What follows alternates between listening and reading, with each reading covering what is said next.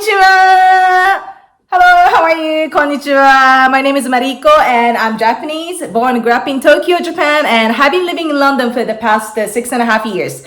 Yeah, so today in this video, I have a friend here actually. He is behind the camera and he has some questions about Japan. So I'd like to answer those questions by an authentic Japanese point of view that is by me, who was born and grew up in Tokyo, and I'm really Tokyo person. And do you have any questions, Supi-san? So Supi-san is my friend, by the way. Yeah. Oh, plenty of questions. Yes. I prepared many, but let's start. So I know that you've been living around a few places in the world. Yes, sure. Yeah. You've been experiencing different cultures. From what you've learned from all the people you met, what do you think would be most surprising for someone arriving in Japan? What things, the big differences would surprise people? That's a great question. Honestly, I didn't expect, I'm sorry, I didn't mean to say I wasn't expecting such a great question from the start. I'm not underestimating Supi-san. Sorry, I don't mean in that way. But such a wonderful question, it's true because I think a lot of people, before answering their question, I think a lot of people, in the world, I see that, there's some kind of fascination about Japan or, even the UK. Not even, but anywhere in the world. And, because my recent experience is kind of a lot here, based in the UK. And I know that a lot of people say, oh, I want to go to Japan. And also, not just here, but from different people. Obviously in London, there's so many different nationalities living here anyway. But outside the UK also, I get that quite often. I want to go to Japan. It's my dream to go to Japan. And I heard it's so different there. And honestly, I actually, I said a few minutes ago that I can answer all the questions and about Japan, but I don't know. I just feel like it's kind of everything. I don't know. It's kind of too blunt to say everything because because I am Japanese who were born and grew up in Tokyo, and some of the things I take for granted, and but I see the difference. I don't know how to describe it. I think seeing is believing, basically. I don't mean to be tourism promoter or but I think I try not to answer now because I want you to go and see it, and I know that's not the purpose of you wanted to answer, you wanted to get the answer, the viewers wanted to get the answer from my mouth, but it's just so different, maybe can you give me the examples, for example, in what area of life in Japan, or maybe the streets, question, or switch the question around, what was that surprised you in outside of Japan that was so different that you couldn't believe it? Okay, so actually the other day I was talking with someone, and basically the quality of Wagyu beef, beef, meat, beef. Because in Japan, I grew up eating Wagyu beef, and but outside of Japan, I was shocked. The taste of beef outside of Japan is really different. And I'm having said that I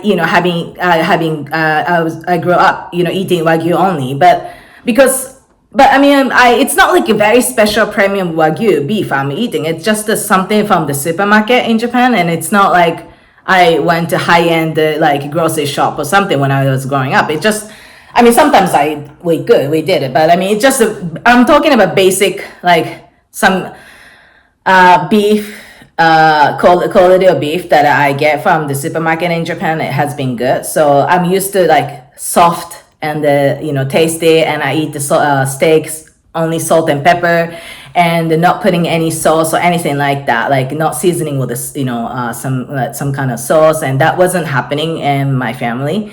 So, or I think a lot of people in Japan, because it's just salt and pepper when we eat beef, and unless that's that beef is it's in some kind of dishes that we cook, for example, special dishes. Yeah. So yes, next question. That's a great question. Yeah, thank you. And do you have any other questions? Interesting. Speaking of food, you're talking about beef. I have the impression a lot of people, when they think about Japan, all they can think is sushi. Yeah, right. You're right. I don't know, because I like actually eating steak and so on. I like Wagyu beef. Maybe that's why. But I really do love sushi as well.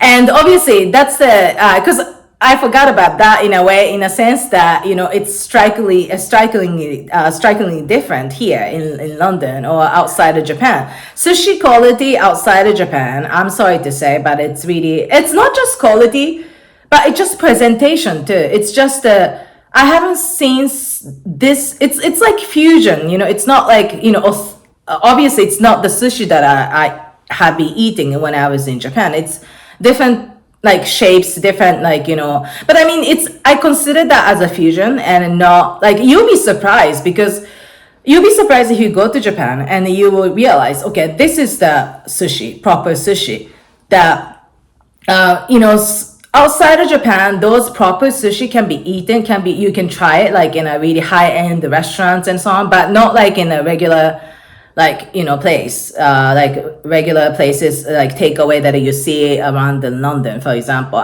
Except unless there are some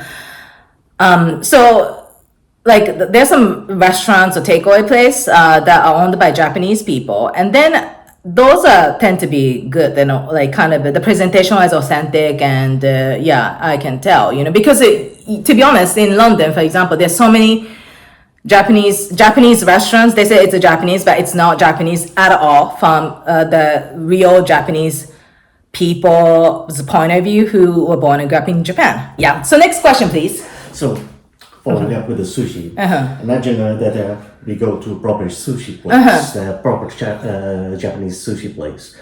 What are the do's and don'ts that we should be careful of? Thank you. That's really a great question, because I understand that I'm in the UK, and not just in the UK.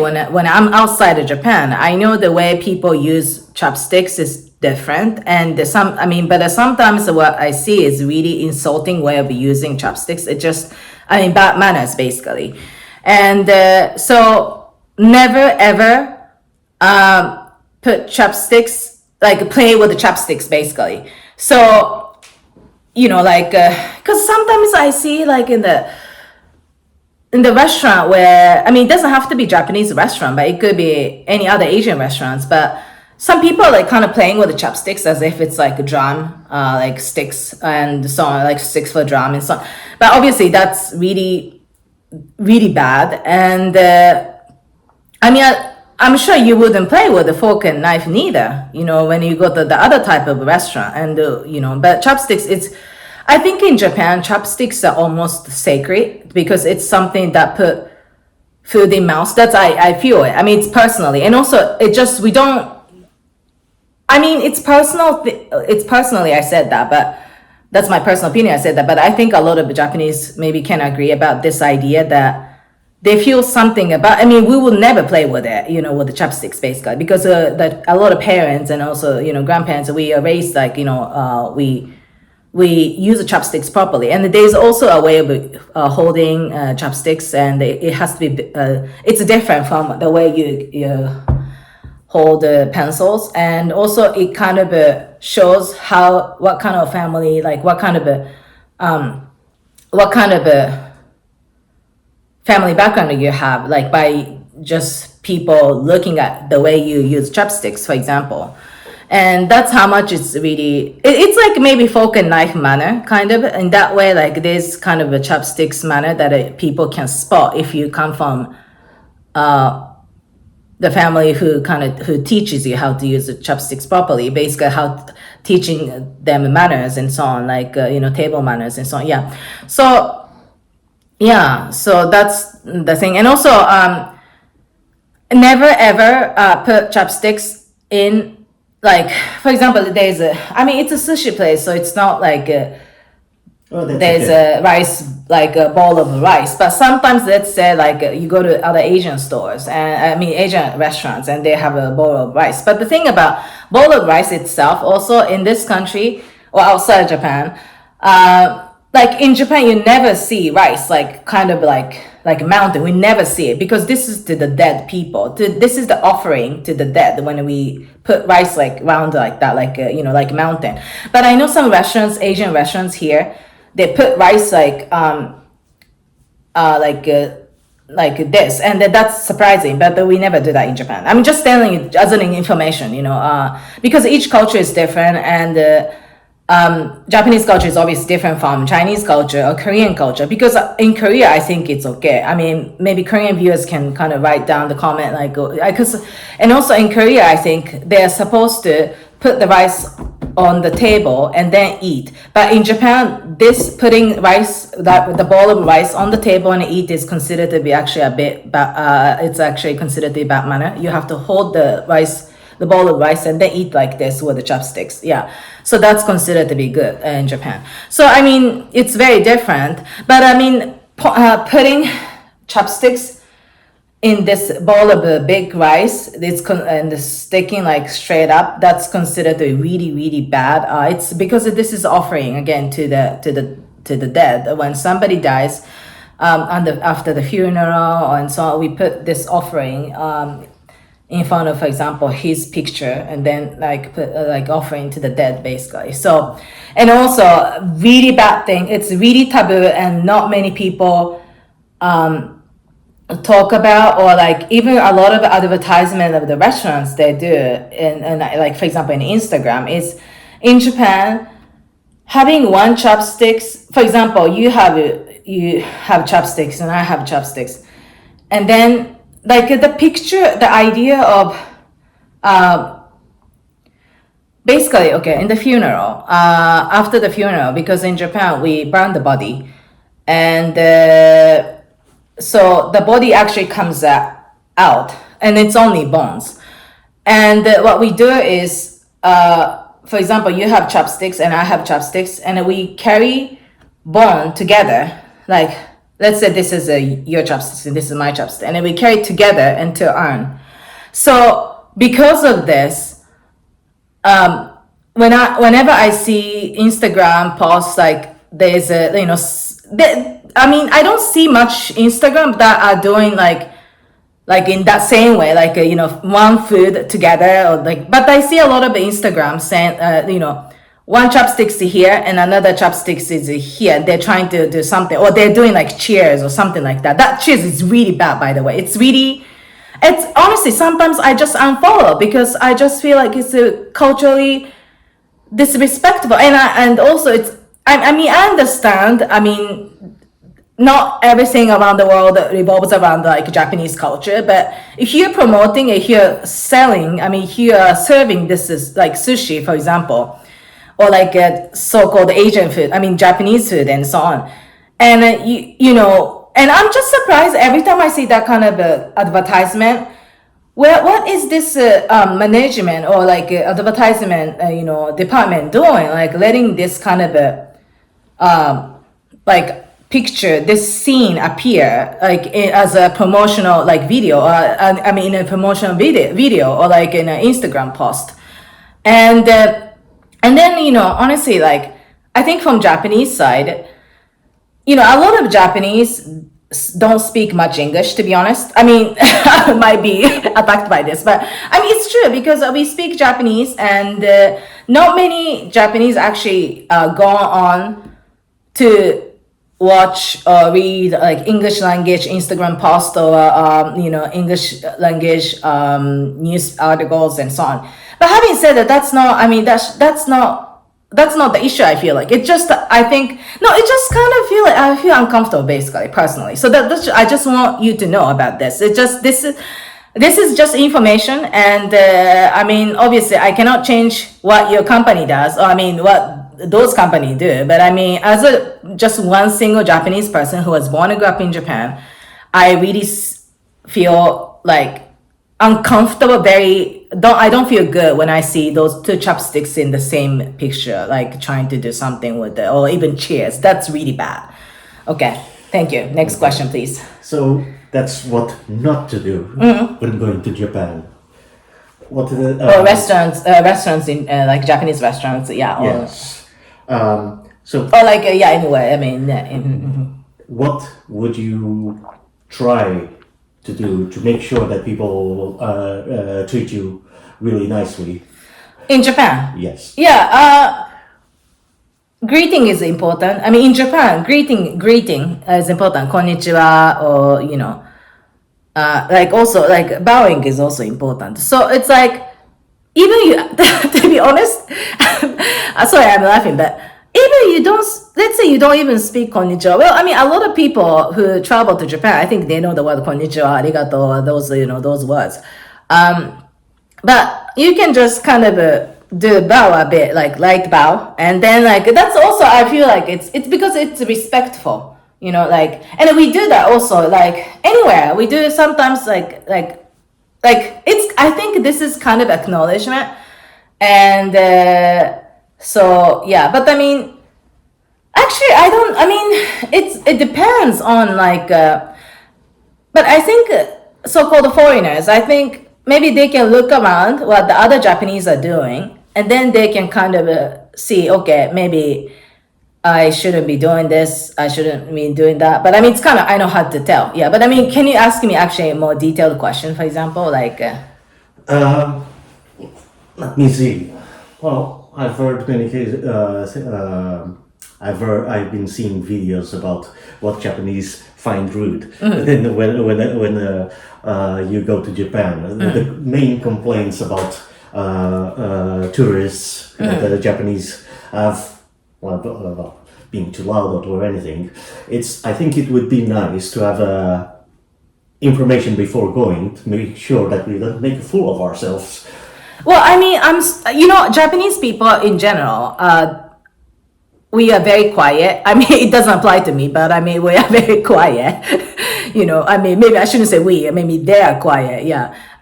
It's just a lot of things like outside of the house, things like life is moving on, like very quietly, you know what I mean? So that's how, like on the train, basically on the train, you're not supposed to talk over the phone, especially if it's that loud. You're not allowed. I mean, no, obviously it's not that, this is not law or regulation, okay? And I mean, Japan is the country that doesn't have that didn't have wearing face masks during the COVID, but it just Japanese do. Even though it's just, I mean, it's a conforming society, it's just if somebody does it, and other people have to do it, like it's kind of peer pressure. It's really that kind of idea is huge in Japan, because Japan it's big. It's like 125 million, I think, population living, and but it's a village actually. I mean, by the way, the size of Japan is the same with the size of Germany.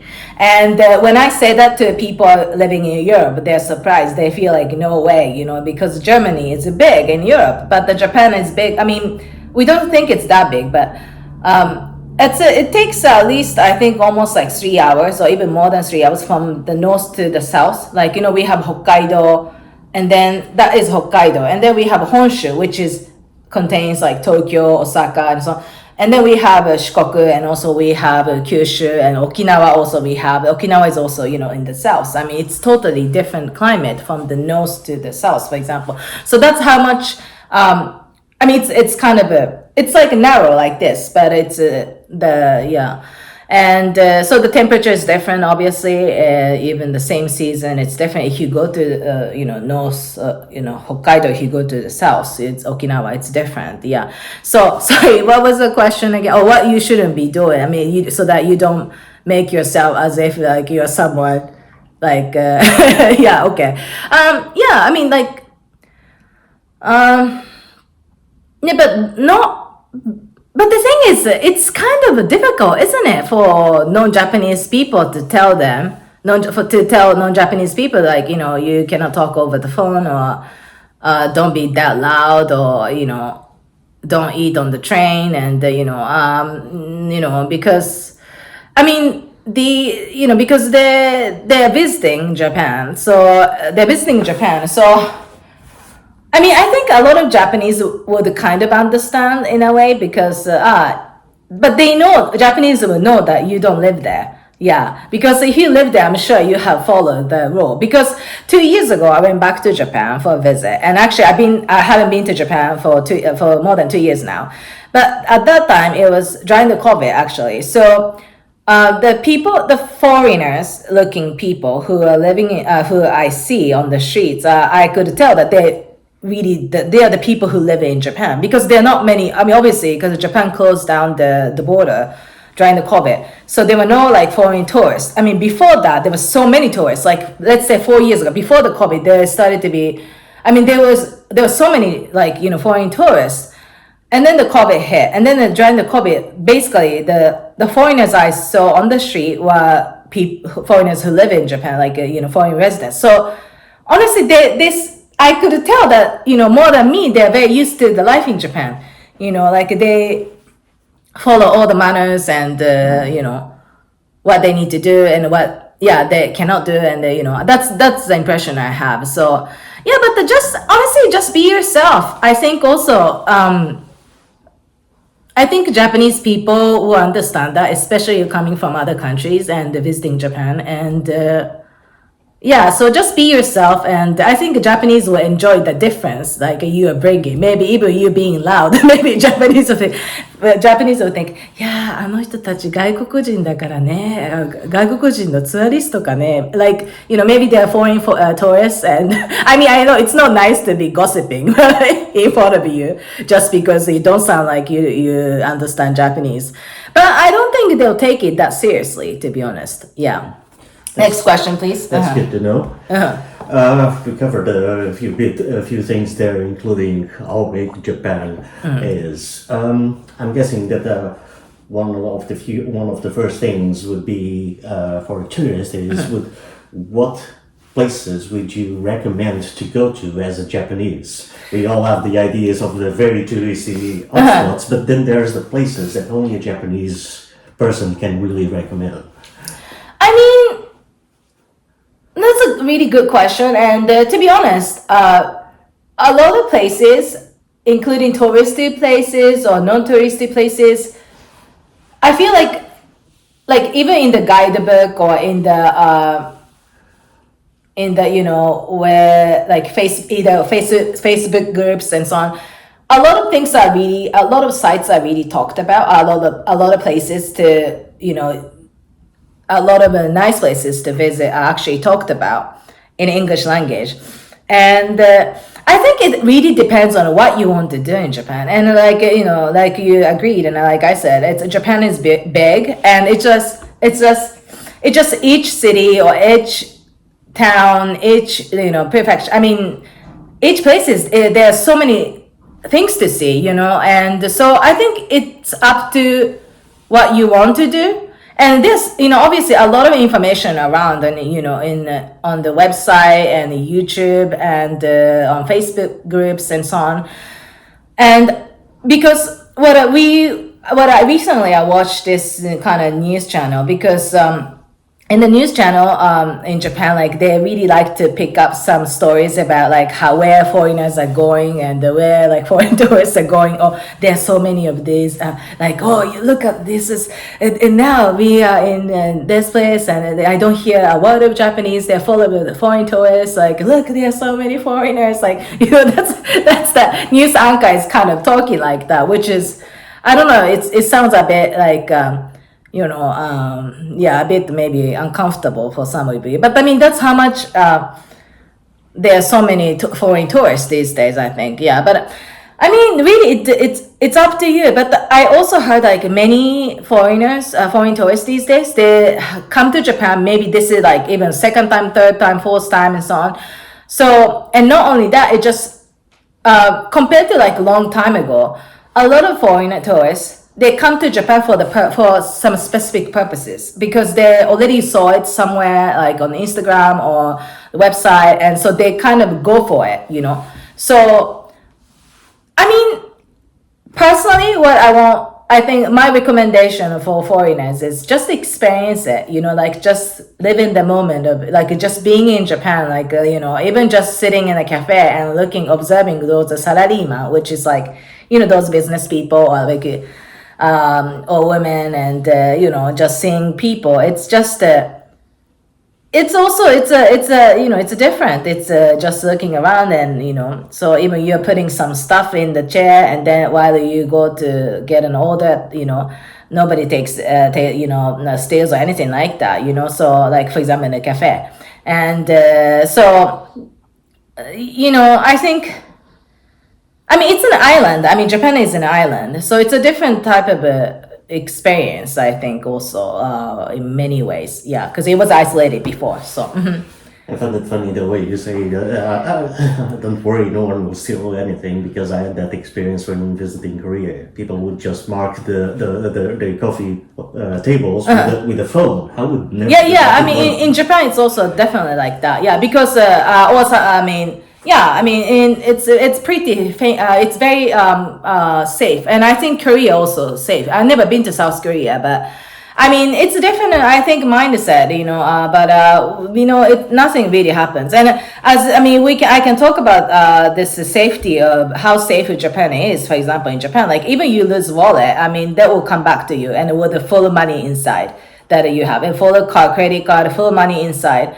It will come back to you, like maybe, that day or next day or something, because somebody, if you drop it, there are a lot of social experiments. I think you have seen it in like social experiments in Japan, like people drop the wallet, and then we always, even run, we pick up and run after him or her, and then, you drop this. And, or like even, because I picked up some wallet before on the street, and I gave to the police, a little police station. It's called the Koban. Koban is like a police station, but the little, like small Koban is all over Japan, like in many places. It's like a branch of the police station, but it's all over like towns. And so you can just give it to you can give it, and then you can just write down your name or something too. And I think after 6 months or so, if nobody turns up to pick up that one, maybe you can get it or something. Yeah, something like that. Yeah. So, it's just Japan. It's very safe. It's and also again, like I said, it's kind of village-like. So I think maybe that kind of a mindset is like there, like, and also helping each other, and so it's just the core values. This is how Japanese spirits, So. Okay, let's go back a second to food. Yeah. Because I think that it's one of the main characteristics that a lot of people know. Yeah. Besides sushi, what is the most traditional kinds of food that we'll find in Japan? Curry rice, which is Korean rice, and Japanese type of curry and rice, and a lot of children like this Korean rice. And yeah, I know, but I know here in the UK, chicken curry is quite popular. And when I came here, I was also surprised, like chicken curry everywhere. But I don't really eat the chicken curry much. And Japanese people, I'm sure some people we eat sometimes, but not like that's the main thing. It's maybe I ate it like once in 3 years or something, chicken curry. But the curry and rice itself, I ate more often. But we have this called hamburger steak, which is like hamburger kind of steak. It's like round and kind of it's beef, minced beef, panko, and a bit of soy sauce and so on. And also caramelized onion, and we kind of do it like, and then we put it in the pan, yeah, and that also, and we eat that with the rice. And what else? Ramen, noodles, soba, okonomiyaki, or sashimi, which is kind of sushi. But we eat the pasta, obviously, with pasta, pizza, fried chicken, all kinds of food. If you've been to Japan, like it just, food quality obviously is pretty high, even it's gourmet city, it's a gourmet people. We are very used to eating really nice, like we have a really good, our taste buds are good. It's our taste buds are, I think, sophisticated. Like we used to eating different kinds of different variety of food every single day, and like every month or every every day it's a different food I eat every day. So it's not like here like Monday it's like this, Tuesday this. It's never like that. I mean, even like a lunch menu in the school, it's really, we have education through food, which is it's called shokuiku. So children, they are used to trying different types of food. Even during lunchtime, they try eating different food. And also, if it's a state school, private school, but they serve food by themselves. So there's this way of like kind of helping each other and serving food to one another, that kind of system. I understand that Japanese culture has maybe a bit of ritual into it. I've recently heard of a particular morning ritual. Radio what? What was it?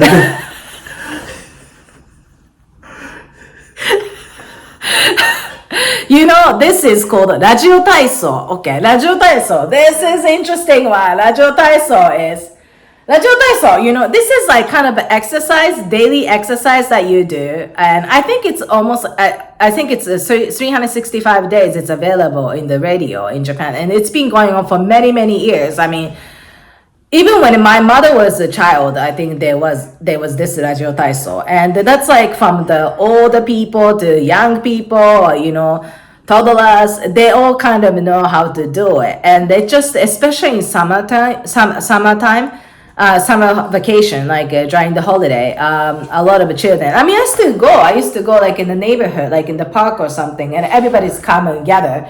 Like it's actually 6:30. That exercise on the radio starts from 6:30, and I just go there, and then and also I can get sticker, like that kind, like if I attend I can get sticker, that kind of, so we do have that, and like all over Japan, and that's like our national exercise. Like if we do that exercise with the music, the specific music that's been going on for many years, the same music.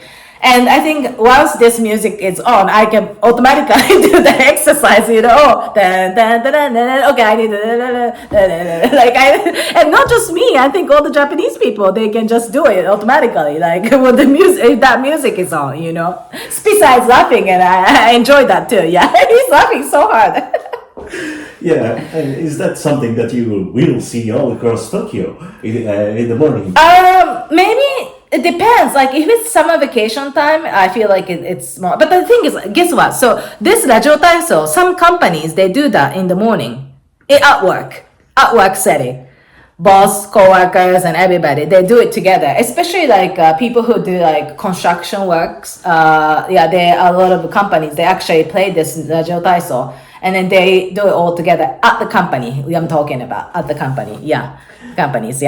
That's very interesting. Yeah. Besides exercise, obviously that our day-to-day work is a lot of just waking in the morning, work during the afternoon. What are the Japanese favorite activities after work? Well, I mean, honestly, like in Japan, a lot of people love drinking. And, so it's, I think a lot of people do go for like drinking kind of with coworkers or drinking with friends. I mean, not just drinking, but eating with friends, or like eating dinner with friends. And those are like kind of popular activities, especially after work people. And I mean, some of them, they just go to gym or, but I mean, or they just, some people, they go straight to, back to the house and so on. But a lot of them in Japan, we have a lot of drinking culture, like, eating dinner and so on. So that's what I think Japanese do. And because we have a word, it's called nominication, which is, nomu is drink. And communication is, as you know, it's communication. So combining that, it's nominication. So it's basically communication through drinking. So there's a word like that in Japan. And that's kind of, the kind of work culture after work. Work, private, like personal, or so that kind of activities, after work. Isn't karaoke a thing? Karaoke is also, we sometimes go to karaoke. I mean, not necessarily with the coworkers. I mean, sometimes I'm sure like some coworkers, because I think in Japan it depends, but sometimes coworkers are becoming like friends, you know. So, I mean, not necessarily, of course, but I mean, sometimes, friends, they go to karaoke, and so I sometimes go to karaoke too, like when I'm in Japan, with friends. Mm-hmm. Are there specifically like popular areas of Tokyo that are preferred? So it's about Tokyo. Okay, I mean, the popular places about Tokyo, like some areas in Tokyo. I mean, depends on what you want to do. I mean, all those. I'm sure people who maybe I shouldn't say I'm sure, but people who are interested in Tokyo, I think they have done maybe some research about. It could be Ginza or Marunouchi or like Shibuya, Shinjuku, and Akihabara, and it could be Mount Takao and all those places. And Harajuku, for example.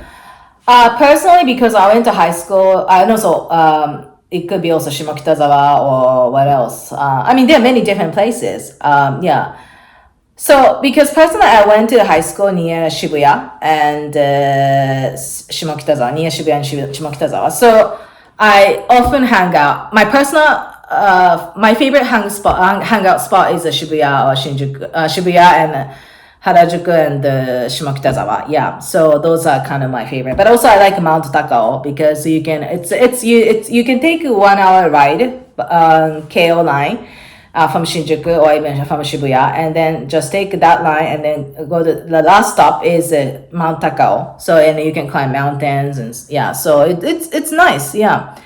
So I think it's up to you, like what you want to see and what you want. Yeah. But I think honestly, like being just in Tokyo, just sitting at even the cafe or just observing people and just being around in the supermarket, being around in like anywhere, like just by walking. I think that's already just being in like even Shibuya Scramble crossing. It just being there, it's really, I think that is kind of gives you like I came so far. Like, oh my god, this is nothing that I have seen in my life.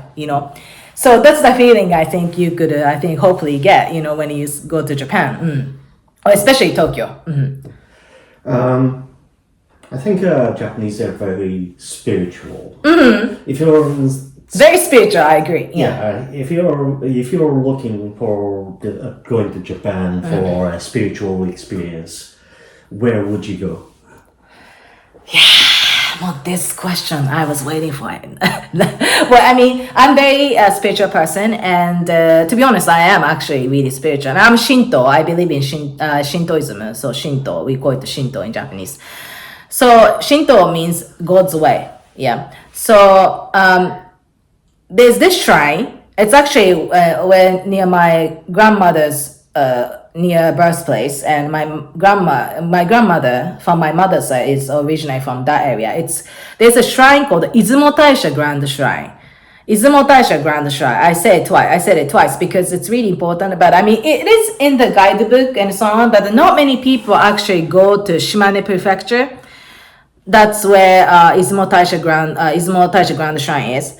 It's very spiritual, and honestly, like me, I have lived in many different places. I actually have lived in Egypt, and I went to actually university there, and I'm graduated from university there. And also I lived in Holland for 1 year, and then the past 6.5 years I've been living in London, and also I work for American organization when I was in Tokyo. And so I do have quite and I speak Spanish too, so I have quite like a different cultural experience in my life. But in terms of religions, I feel more connected myself personally with Shinto, and I feel more connected with the Izumo Taisha Grand Shrine whenever I go there. It's just I feel really, it's very spiritual. Like behind that shrine, there's a kind of mountain, and then there's sometimes even cloud, and it's just like you feel like it's you're somewhere else, on the earth. But that's a quite spiritual experience. I personally felt. Because I don't know how you could feel, because maybe you might actually feel more connected with your own religion and going to your own religious sites that you like. I mean, yeah, but then personally, me, in my case, on the earth, Izumo Taisha Grand Shrine is the place for me. I feel really spiritual and connected. Like, I feel like, yeah, it's really nice. Mm-hmm. That's nice to know. What are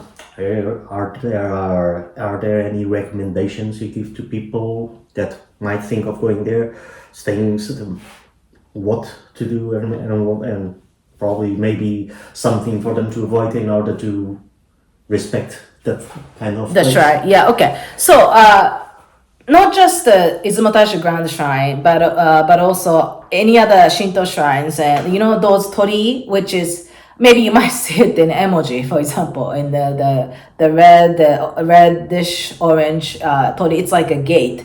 So this is a gate from the mundane to the sacred. So this gives a kind of a border. You are in the normal world, and then you enter to the sacred once you pass through this gate. So it's very important, by the way, and that's why sometimes so it also Shiminari Shrine in Kyoto, they have this shrine like so many. I mean, they have so many torii. So and you see a lot of maybe people who are taking pictures and so on. Yeah. So that's why sometimes I know maybe I might go back to like the restaurant topic, like some restaurant they say it's Japanese but it's not Japanese, because some restaurants I heard I saw outside of Japan like using that torii inside the restaurant as if it's a decoration. And then when I see that, like because some Japanese other YouTuber was introducing that shrine. I mean, it was actually in France. And then, I mean, the restaurant, like Japanese restaurant. But I mean, they were saying also, I was saying, like, it's obvious it's not owned by Japanese, because Japanese would never put this sacred torii inside the, Japanese themed concept restaurant, So, yeah. So, I mean, I can talk about this cultural appropriation and so on, for example, in my next video, because there are a lot of cultural appropriations going on, and I mean,